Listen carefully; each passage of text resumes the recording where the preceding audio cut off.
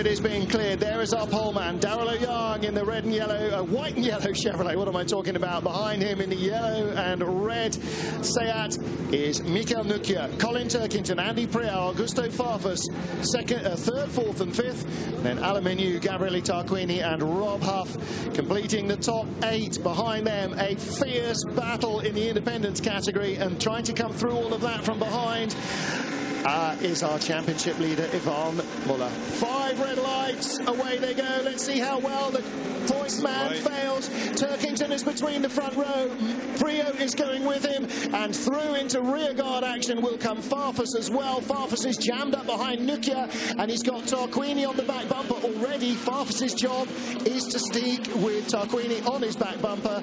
If he can do it by getting by Nukia, so much the better, although that automatically gives another place to Tarquini, because he will get by Nukia. Tarquini goes inside Farfus, and Nukia's having a look at Priaulx. Coronel is leading. Daryl O'Young, I'm afraid, is now back to battling at the lead of the independence category as he goes around the outside there. Nukia drifts out wide. Here comes Farfus up for 3rd place. Nukia's got the place back though. Farfus is on the outside. Tarquini's inside him. Tarquini makes contact. This is for 5th. Goodness me, and that is Poulsen way out on the outside. 2nd in the independence category, started 9th, and he's gone behind Michaelis and Muller on the right-hand side there, down by the curbs, on board with Yvan Muller. That's Michaelis in front. They're in amongst Bennani and Poulsen.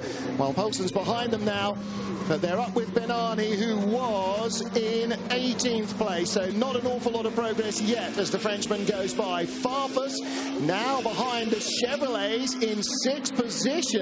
So Farfus got really strung out when Tarquini got inside him, and Matt, he had no way of getting back into the queue until he got, well, pretty much to where Daryl O'Young was, now being shouldered aside, looks by Thiago Montero, who O'Young passed later on in race 1. Yeah, well, Farfus was doing the classic thing of lining Nukia up and thinking he got him for a real run out the corner, and Gabriele just mugged him, straight and simple. Now for Nukia, for O'Young rather, he's now got Stefano D'Aste and Sergio Hernandez right behind him in those white and blue Protein BMWs. That is 1, 2 and 3 in the independence category. The red and white Swiss Seat of Freddie Bart is there, and Nukia's off, and that looks as though there's a puncture involved there, and that's Coronel bouncing off the grass. No, it's Genet bouncing off the grass. They're in amongst the front runners of the independents. That's Coronel in front, and this is Muller. There's Genet, Coronel, Muller trying to fight their way through the top 3 in the independence category, and Muller is leaving nothing to chance, is he? And it is Turkington and Priaulx. Tarquini is 3rd. Priaulx comes to the inside. Turkington says, hang on a minute, I've got to get round this corner as well. And I think looking rather than trying anything there, but he is really taking a tight line. He's not going to wait for Turkington to move out of the way. He is going to try and pass him for the lead. Priaulx is very fired up.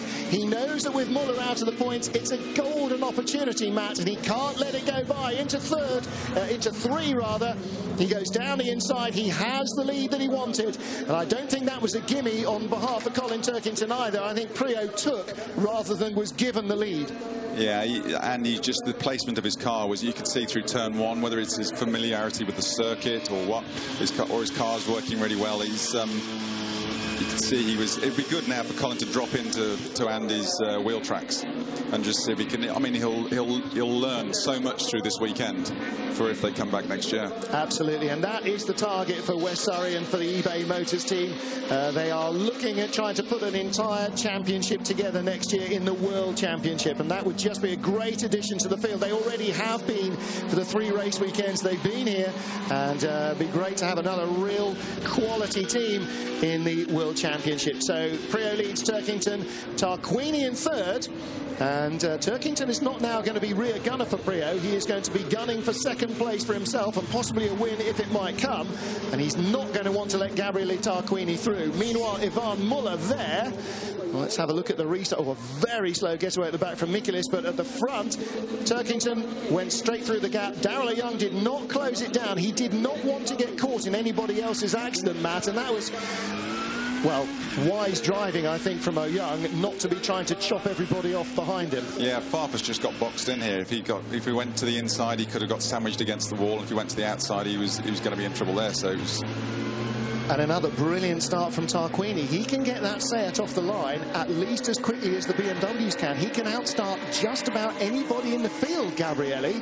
Again, maybe he's just elderly and a bit softer with the reflexes or something, but whatever it is, it's all that experience comes to count. And here's the pass for the lead into 3.